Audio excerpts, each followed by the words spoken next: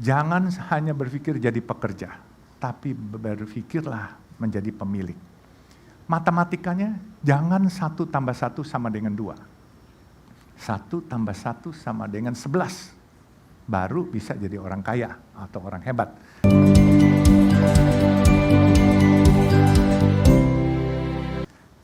Jangan hanya berpikir jadi pekerja, tapi berpikirlah menjadi pemilik. Matematikanya, jangan 1 tambah 1 sama dengan 2. 1 tambah 1 sama dengan 11. Lupa, bisa saja 1 tambah 1 jadi minus 11. Jadi, saya ini selalu mengibaratkan dengan teman-teman saya. Teman-teman saya banyak yang jadi dokter, banyak yang jadi CEO hebat-hebat, tapi saya mengibaratkan diri saya Metro Mini. Tahu Metro Mini kan? Nah, tahu Big Bird nggak? Bluebird punya, tahu kan? Nah, jadi saya Metro Mini, teman-teman saya ini Big Bird. Kita berpacu dari Taman Mini mau ke Bogor. Saya bilang sama teman-teman saya Metro Mini, saya sampai duluan. Dia bilang, mana bisa? Big Bird dong, mesin bagus, mobil bagus, pasti sampai duluan. Oh, saya bilang salah ngitungnya. Kalau Big Bird karena mobilnya bagus, mau nyalip kalian lihat dulu kiri kanan. Kalau saya nggak perlu lihat kiri kanan, sudah sampai di Bogor saya baru lihat kiri kanan. Bumper saya ada lecetnya. Kalau ada lecet berarti ada yang kena. Kalau nggak ada yang lecet saya udah sampai duluan. Nah itu. Jadi saya ini Metro Mini. Saya ini anak hutan yang datang ke Samarinda jadi anak kampung. Dari anak kampung saya merantau ke Jakarta. Saya alhamdulillah jadi anak kota. Dan kebenaran saya tidak mimpi juga saya akan jadi salah satu pemilik jalan tol swasta di Indonesia ini.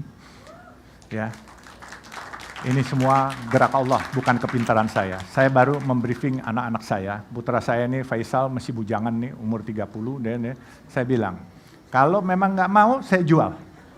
Saya bilang, Faisal ini berdiri dong, Faisal. Ya, berdiri dulu.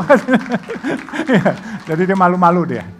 Saya baru briefing dia minggu lalu, sebelum saya ke Azerbaijan mendampingi Pak Mensos. Saya kebenaran, alhamdulillah Bu, saya diangkat staf khusus Mensos, jadi eselon 1 Bu.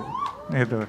Jadi gara-gara pedagang nasi kuning ini, padahal punya usaha gede-gede jadi komisaris di sana-sini, enggak. Jadi dapat bela negara, penghargaan piagam bela negara, dan jadi staf khusus Mensos. Bahkan Jumat minggu lalu ya, which is tanggal 21, saya dipanggil seseorang yang cukup berkompeten, ditawarkan jadi duta besar. Saya bilang, maaf saya nggak kepengen jadi duta besar. Kenapa? Saya bilang nggak mau saya nggak bisa pakai dasi, saya suka kecekek kalau pakai dasi. Dan saya punya baju juga nggak pernah bisa pakai baju rapi. Baju saya apa adanya dan saya pakai celana juga celana jean. Jadi saya kalau jadi duta besar, saya high profile. Saya nggak mau, saya mau berinteraksi dengan saudara-saudara kita yang termarginalkan. Gitu. Jadi saya sempat tolak, ya beliau menyesal tapi dia bilang, coba ya nanti Oktober depan nanti kalau memang ini bisa bantu-bantu kegiatan sosial yang lain. Saya bilang siap Pak. Jadi makanya saya bilang, berkahnya bukan dari materi saja, tetapi yang saya rasa dengan kita menyayangi orang lain, kita menjadi diperhatikan oleh Allah dan juga diperhatikan mungkin oleh teman-teman pejabat-pejabat itu dilirik, tetapi diperhatikan bukan disuruh berbuat yang tidak baik, berbuat yang lebih baik. Nah makanya dia bilang, coba dipikirkan apa yang nanti bisa ini. Saya bilang terima kasih. Jadi selain materi tidak buat saya bangga, tapi kehormatan. Pembela orang kecil, penolong orang kecil itu buat saya bangga. Ya, jadi orang kaya bukan sesuatu yang bangga. Kalau kamu kaya, kamu tidak bermanfaat buat orang lain, lebih baik mungkin nggak usah kaya lah. Gitu. Jadi lebih baik sederhana tapi bermanfaat untuk orang lain. Dan saya pesankan kepada anak saya punya mimpi bikin 1000 masjid yang Chinese look. Kalau saya dipanggil Tuhan, dia harus meneruskan. Kalau dia nanti juga dipanggil Tuhan, anaknya juga harus meneruskan. Jadi sampai 1000. Insya Allah Itu bisa terbangun karena apa? Saya tahu kok, apa yang saya hasilkan dan apa yang saya miliki hari ini mungkin lebih dari cukup untuk itu. Dan saya kepengen tabungan itu bukan di dunia, tetapi tabungan itu di akhirat. Karena saya percaya bahwa kehidupan yang paling kekal bukan di dunia ini, tetapi kehidupan kekal nanti kalau kita sudah meninggal. Jadi mungkin itulah sekilas. Kalau ada yang mau dipertanyakan, silakan. Saya ini selalu menganggap diri saya anak hutan, kemudian ke Samarinda saya jadi anak kampung, ke Jakarta saya jadi anak kota. Dan saya dipanggil oleh ibu bapak saya dulu si gembel. Jelas ini, ibu bapak saya panggil saya gembel karena apa? Teman saya adalah anak-anak kampung dan saya ciaka, nggak pernah mau pakai sendal. Bukan pakai sepatu loh, ciaka.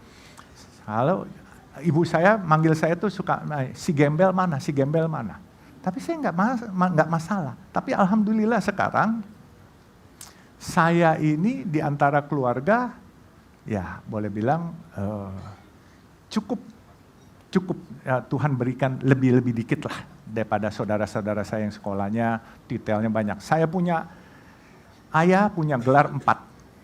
Saya punya kakak, almarhum baru meninggal 2 tahun lalu, itu 12 gelar akademis. Saya, waktu orang tua saya meninggal, itu yang lucu, dipasang koran, itu bergelar semua. Tahu-tahu saya ditelepon sama seorang tokoh Malari, Hariman Siregar, pasti tahu ya, 15 Januari itu. Dia bilang, lo hebat katanya. Kenapa hebat? Lo lebih hebat dari bapak sama kakak-kakak lo. Kenapa?